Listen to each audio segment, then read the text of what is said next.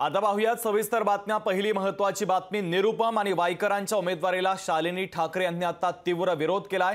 महाराष्ट्रद्रोही निरुपम आणि वायकरांना मनसेचा पाठिंबा गृहीत धरू नका, शालिनी ठाकरे यांनी ट्विटवर हे महत्त्वाचं विधान करत इशारा दिलेला आहे। महत्त्वाची आणि मोठी बातमी आपण पाहतोय, निरुपम आणि वायकरांच्या उमेदवारीला आता शालिनी ठाकरे यांनी विरोध केलाय। महाराष्ट्रद्रोही निरुपम आणि वायकरांना मनसेचा पाठिंबा गृहीत धरू नका असा थेट इशारा त्यांनी ट्विटरवरून दिलेला आहे। दरम्यान शालिनी ठाकरे यांनी कोणतं ट्विट केलंय ते ट्विट आपण पाहूया।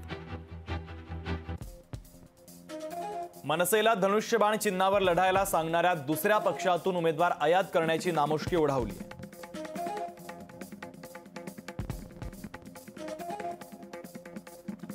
लक्षात ठेवा, राजसाहेबांनी फक्त देशाला सक्षम नेतृत्व मिळावं यासाठी पंतप्रधान नरेंद्र मोदी यांना पाठिंबा दिला।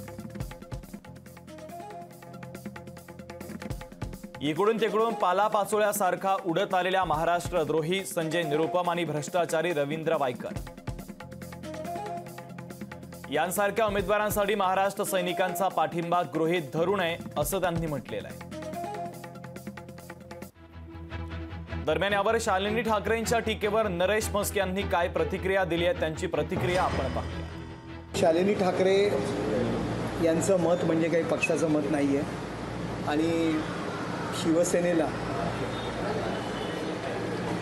काहीही दुसऱ्या पक्षातून उमेदवार आयात करण्याची गरज नाही आहे। शिवसेनेला माननीय मुख्यमंत्री एकनाथ शिंदे साहेब यांच्या कामाला पाठिंबा देण्याकरता लोक